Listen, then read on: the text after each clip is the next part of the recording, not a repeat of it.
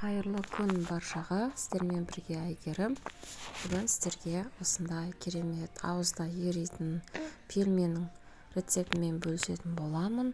Видеоны соңына дейін қараңыздар, каналыма жазылып кетуді ұмытпаңыздар.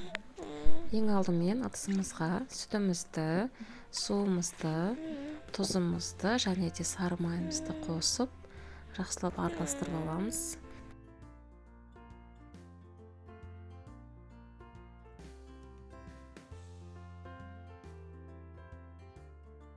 Енді бір жұмыртқамызды шағып, бұны да араластырамыз. Енді електен өткізілген ұнымызбен жұмсақ қамыр илейтін боламыз.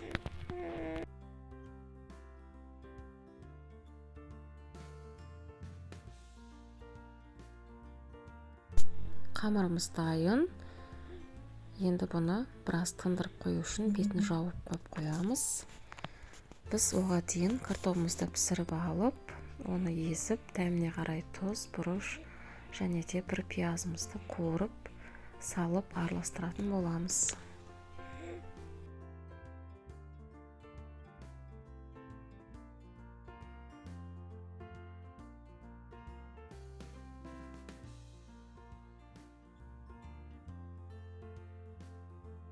Енді біздің қамырымызды тағы да осылай әдемілеп илеп, екі бөлікке бөліп,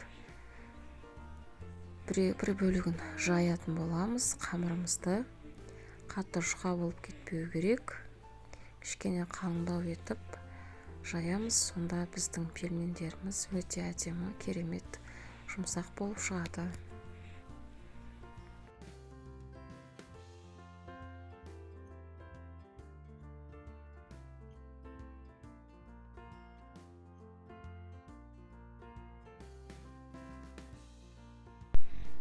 Осылай жайып болғаннан кейін осылай кесіп аласыздар. Видеодағыдай кішкене үлкендеу қылып кесесіздер. Өте әдемі шығады себебі.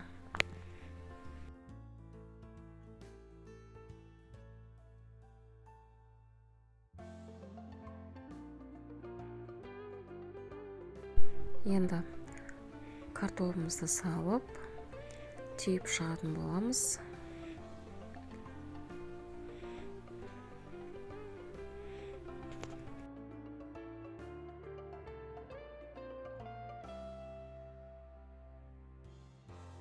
Осылай түйіп шығасыздар.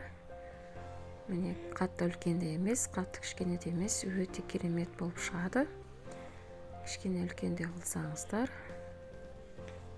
Барлығын түйіп болғаннан кейін қызып тұрған майымызға салып қуырып аламыз. Майымыз қызу керек, әйтпесе қатты майлы болып кетеді. Барлығын түйіп болдым. Енді отқа қойып пісіріп аламыз. Барлығын пісіріп алдым. Өте керемет, өте дәмді шықты. Ас болсын. Барлығыңыз міндетті түрде жасап көріңіздер. Сіздермен болған Әйгерім. Каналыма жазылып кетуді ұмытпаңыздар. Хош сау болыңыздар.